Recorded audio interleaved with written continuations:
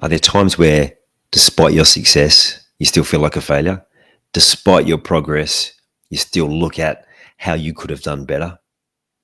And maybe you start that negative self-talk about what you're not doing. Today, I'm going to tell you about why that is and how to make the changes, the key steps you can take to be able to make the changes to move past this curse of the high performer and onto a more consistent and enjoyable level of success. I'm Ian Hawkins, and this is Sport is Life. The purpose of sport, as I see it, is to see your vision become a reality.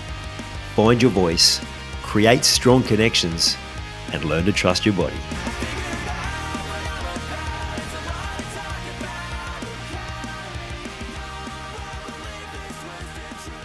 You set such high expectations for yourself, even in areas that you have no right to, areas where you don't have the knowledge, you haven't done the training, you haven't done the hours, and you have this expectation that you're going to do it really well. This is the nature of being a high performer. You continue to push yourself, you continue to do as well as you can, but you're always stuck looking at the bits that you didn't get quite right, at the elements that could have been better, at the elements and the moments when you weren't giving you 100%, when you weren't giving your absolute best. The reality is you can't be at your optimum all the time. You need to make incremental increases. That's how you get the best results.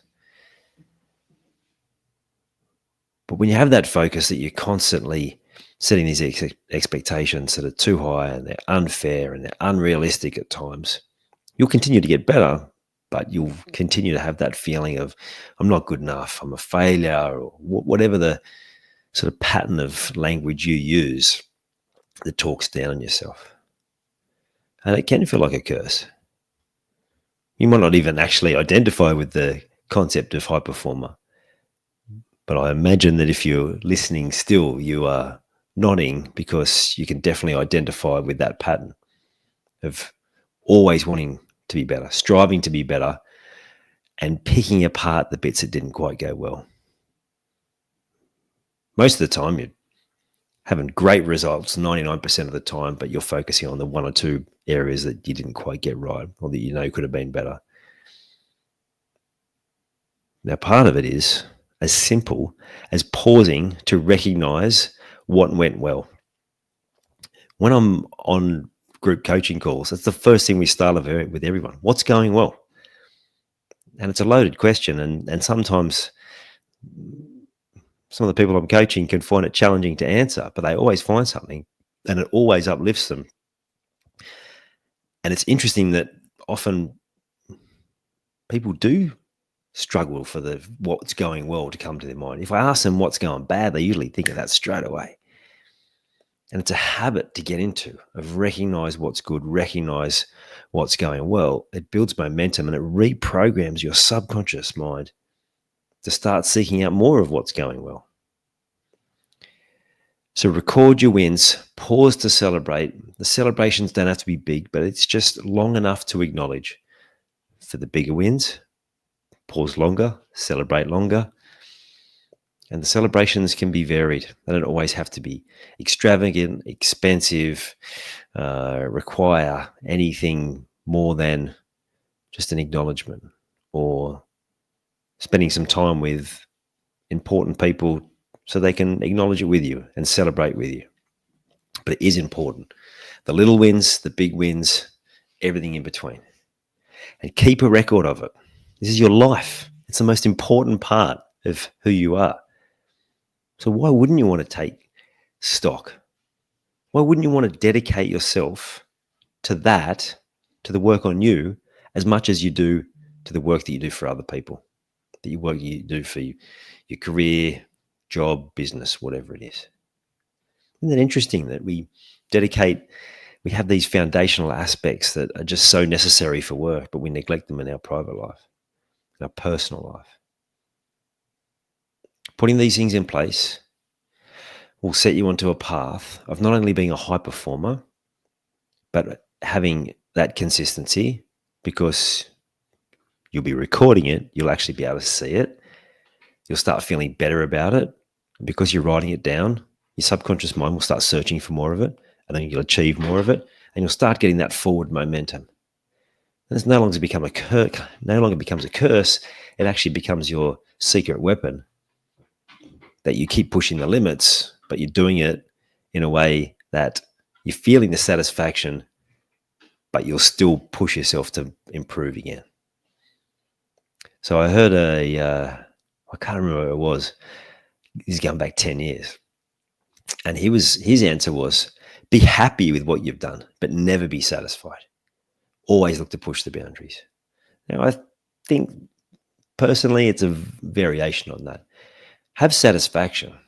Feel fulfilled for what you've done. And then shoot for the next level again.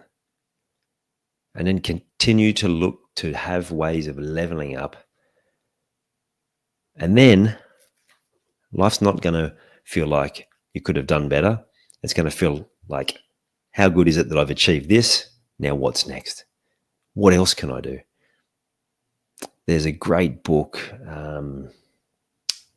I think it's called How Far Can You Go? John McClane, I think his name, or is that Bruce Willis's character in Die Hard? Someone McClane. I'll have to look it up. Becomes a paraplegic after an accident, and after a short while, he makes a little bit of progress, and his dad says to him, "Okay, that's great. Now, how far can you go?" And the story is of just how far he pushed his body.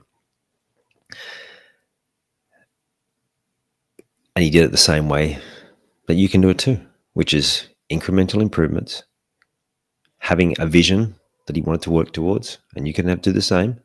He wanted to be able to walk again. He wanted to be able to push the limits of what was possible. He was training for a triathlon when he got injured, hit by a truck on his bike. I'm just thinking I should try and get him on for an interview. Hit on his bike. He went through the process of wheelchair, all those sorts of things, to do triathlons, including the Ironman in Hawaii as a wheelchair athlete. But then he started, because he wasn't full, like he had some minor movement, and then suddenly he starts learning all these different ways that you can get movement back into your body. And there are so many different ways to heal, and just the journey of how he went and ended up becoming, with the help of some custom-made, I can't even tell you exactly what they were. I think they're like some sort of trousers that were made that basically supported his leg. So he's still using his own muscles, but it just helped create some extra balance there. So he was able to compete as an able-bodied triathlete.